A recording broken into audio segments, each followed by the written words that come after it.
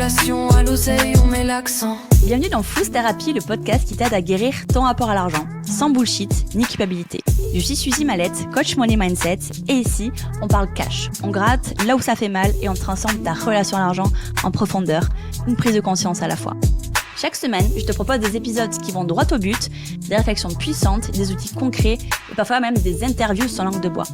Tu vas apprendre à mieux comprendre tes blocages, à reprendre le contrôle sur ton flouze et à créer une vie financière plus libre, plus alignée et plus assumée.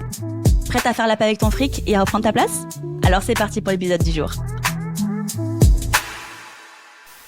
Tu sais ce que je trouve fascinant ?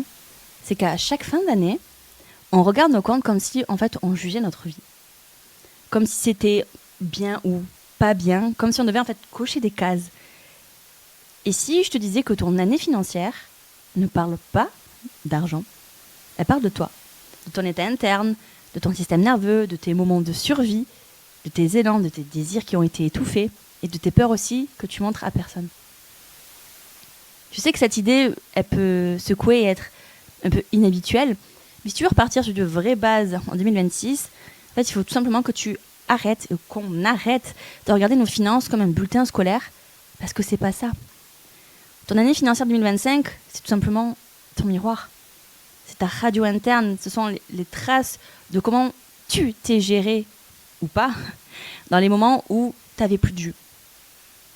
On croit qu'on aurait dû gérer mieux, anticiper ou être adulte, alors qu'en vrai, on oublie que toute l'année, on doit composer avec la fatigue, l'émotionnel, la charge mentale, les imprévus, les blessures, aussi les dynamiques familiales, on ne va pas se mentir, et nos archétypes financiers qui mènent parfois la barque à notre place. Et en fait, tu vas comprendre pourquoi certaines périodes de l'année, tu étais en maîtrise et d'autres complètement en pilotage automatique. Et surtout, tu vas pouvoir poser des bases solides pour 2026. Parce que oui, on ne peut pas changer ce qu'on refuse de regarder. Mais on peut tout transformer quand on sait regarder juste, honnêtement, et sans se détruire. Donc comme je dis tout à l'heure, ton année financière, c'est ton état intérieur. Donc je veux que tu mettes de côté l'idée que ton argent parle de toi comme un bulletin scolaire. Parce que non, ton année financière, c'est une cartographie émotionnelle et identitaire. Et tu peux l'analyser avec 3 questions clés et on va les décortiquer en profondeur. La première question, c'est dans quel moment tu étais en pilotage automatique ? Donc regarde ton année de façon globale, les moments où tu as, entre guillemets, laissé filer, l'argent bien entendu, pas parce que tu t'en fichais, mais parce que tu n'avais plus la bande passante. T'en pouvais plus, c'était à bout. Parce que pilotage automatique, c'est différent d'être irresponsable. Le pilotage automatique, c'est de la survie. Tu sais ces phrases où tu cliques plus tard sur ta banque, tu dis on verra le mois prochain, où tu dépenses, où tu bloques en fait sans comprendre pourquoi. Tu laisses passer par exemple aussi un prélèvement parce que tu n'as plus l'énergie de vérifier. Et ces moments-là en fait disent ton cerveau était en surcharge. Quand tu es fatigué, ton cerveau il choisit le court terme. Quand tu es en stress, ton cerveau il ferme les yeux pour te protéger. Et quand tu es en saturation, ton système nerveux prend le volant. C'est pas ta volonté. Et ça, c'est une vérité qu'on t'enseigne jamais. Je vais y arriver. Parce que la gestion financière, c'est pas un muscle mental, contrairement à ce que j'entends beaucoup. C'est une lecture de ton état interne. La deuxième question que tu peux te poser, c'est où est-ce que tu t'es senti abandonné ? Où est-ce que tu t'es abandonné ? Je peux te dire ça comme ça. Le mot fait mal, abandon, mais il est juste quand même.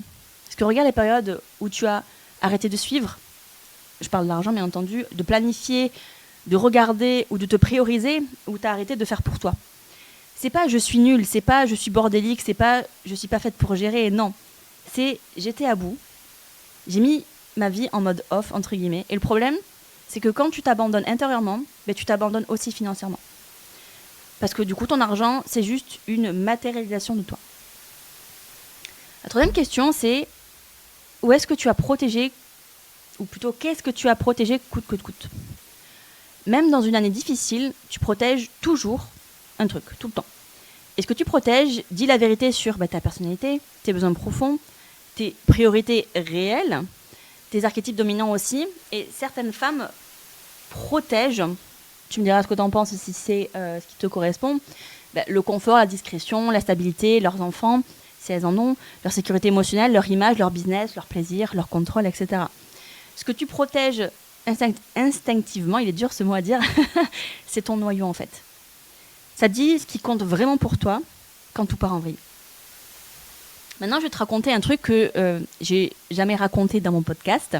Cette année, donc je ne sais pas si tu le sais parce que tu me suis, j'ai eu 2 claques financières successives. Donc la première, c'est une opération le 6 janvier, je m'en souviens comme si c'était hier. C'était censé être une opération entre guillemets de routine, c'est-à-dire c'est censé être une arthroscopie, donc c'est-à-dire juste ouvrir pour voir ce qui se passe parce qu'il n'y avait rien à l'IRM par rapport à mon genou.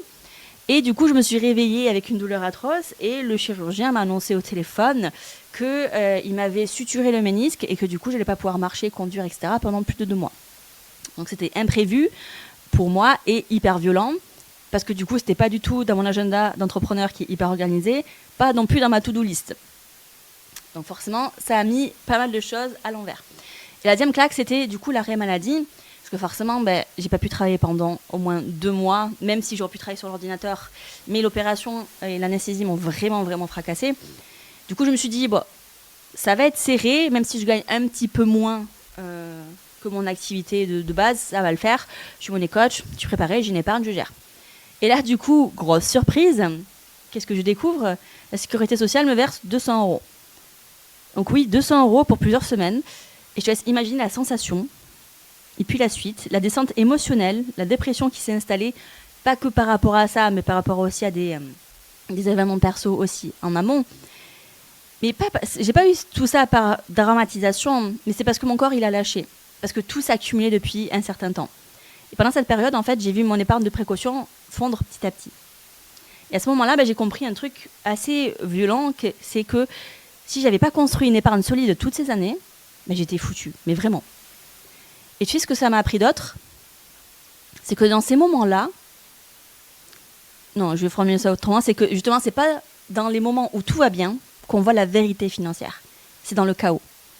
Dans ces moments-là, j'ai vu mes archétypes prendre le volant chacun leur tour. Il y a le dirigeant en moi, celui qui veut reprendre vite, qui veut reprendre le contrôle, forcer la machine, etc. C'est bon, ça suffit, on retourne bosser, on gère. Sauf que mon système nerveux, lui, disait, assieds-toi, tu te calmes, c'est pas toi qui décides. Et ça, du coup, c'était une lutte intérieure permanente chez moi. Et je sais que beaucoup de femmes peuvent aussi le ressentir, notamment si elles sont aussi dirigeantes. Il y a aussi l'accumulateur en moi, du coup, qui lui, paniquait, mais pas en silence. Il criait, il hurlait. On doit tenir, on doit contrôler, on doit faire durer l'épargne, on doit tout surveiller. Sauf que quand tu es en dépression, tu n'as pas l'énergie pour penser à tout ça. Et quand on a eu mon histoire, ces moments peuvent être vraiment traumatiques.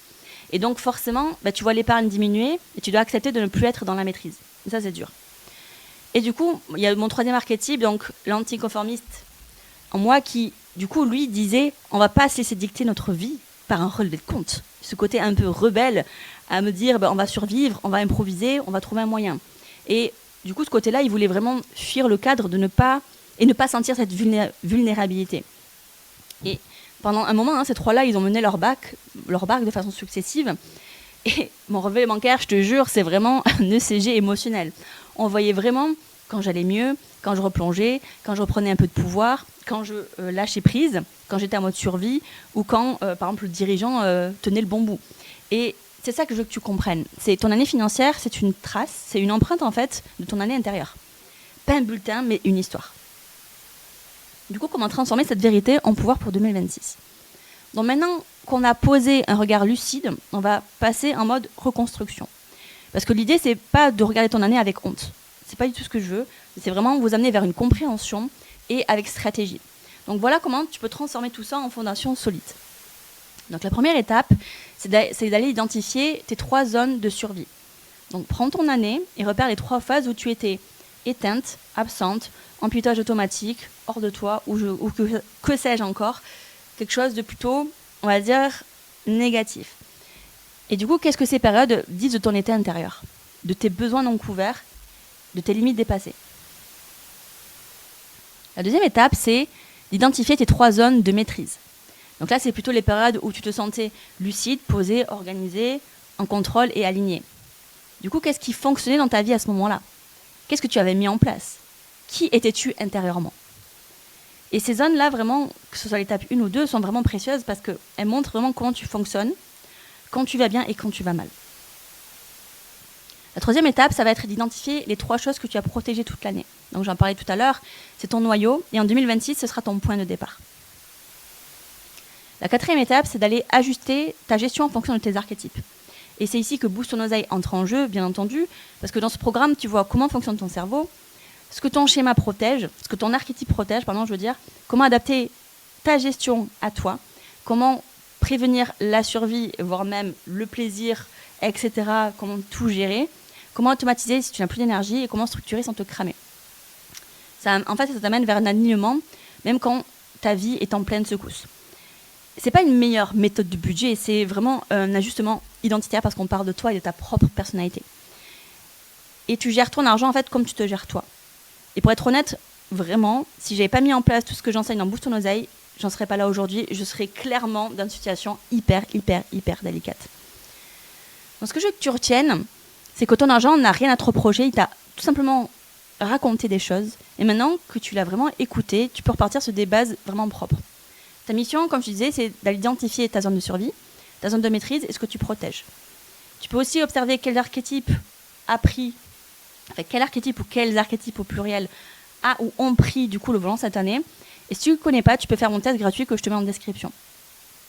Tu peux aussi te demander pour terminer qui je veux mettre au volant en 2026. Quand je dis ça, c'est par rapport à mes archétypes ou à tes archétypes de façon générale. Parce que tu peux tout traverser quand tu sais comment tu fonctionnes. Je suis littéralement la preuve, et je l'ai vécu cette année, que la structure financière peut te sauver quand la vie vraiment te secoue. Et si tu veux poser des bases solides, tu sais où me trouver, notamment dans Boost ton oseille, c'est pareil, je le mets le lien en description. Et c'est l'endroit où tu vas arrêter de subir en fait et commencer à te connaître. On se retrouve mardi prochain pour la suite. Et d'ici là, prends soin de ta relation à l'argent comme tu prends soin de ta santé mentale. J'espère que cet épisode t'a mis face à des choses importantes et surtout qu'il t'a donné envie d'agir autrement avec ton flouze. Si t'as aimé ce que t'as entendu, pense à t'abonner à Flouze Thérapie pour ne rien rater. Et surtout, laisse 5 étoiles et un avis sur la plateforme d'écoute parce que c'est ce qui permet au podcast d'exister et d'aider d'autres femmes à reprendre le pouvoir sur leur argent. Si t'as envie d'aller plus loin, tu peux t'abonner à mon compte Instagram SuzyMLT, SUZY-MLT. Donc merci pour ton écoute et à très vite pour un nouvel épisode de Flouze Thérapie. D'ici là, reste cash, libre et kiffe ton flouze. Flouze Thérapie, dans l'ombre sous les néons. Cache en main, on discute sans leçon. Les billets parlent, écho dans le béton. Ta relation à l'oseille, on met l'accent.